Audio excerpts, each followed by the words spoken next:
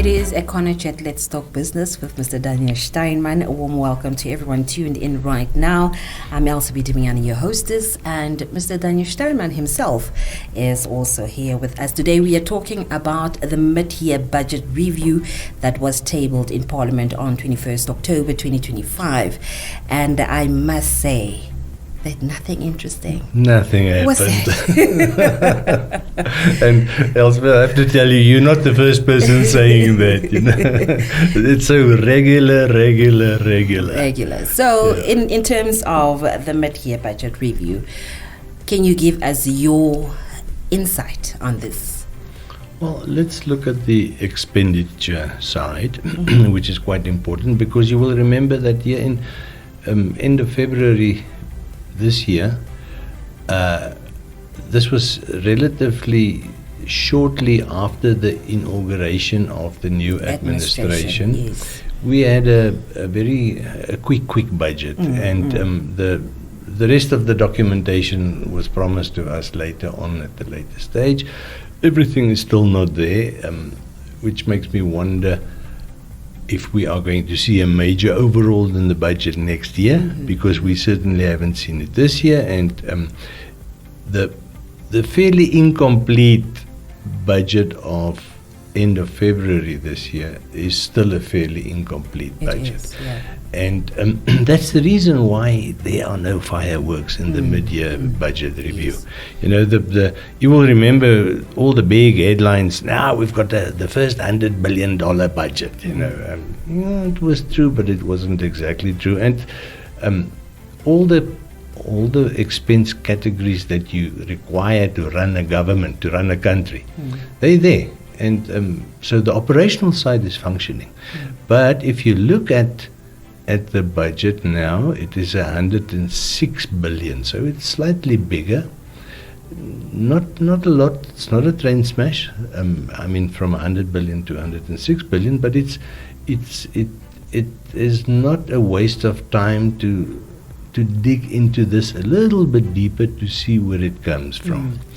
And one of the biggest items is a $3 billion off-balance sheet addition to the budget. That increases the budget amount. I strongly suspect that is to service the Eurobond, which is due tomorrow. So don't look at me like that, Elsa. where do you quickly find $3 billion? You know, if you have to relieve, or if the maturity on the Eurobond is due, and I mean that's on the 29th. Yeah. So that is like it's not a sword over our necks, our heads, but it's a very serious financial commitment that you have to comply with on that date that it is due. You don't negotiate maturity. Yeah. If you do negotiate maturity, do you know what it's called? It's called default. So that's the reality of it. Yeah. And if I look at last week's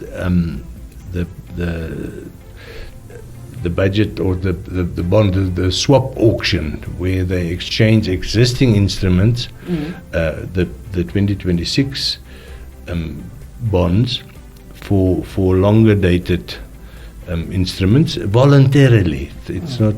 So what it means is that you can, if you're a holder of two GC26 bonds, they are due this year, and you would like to continue to invest in government bonds, but at a longer duration, then they give you the option.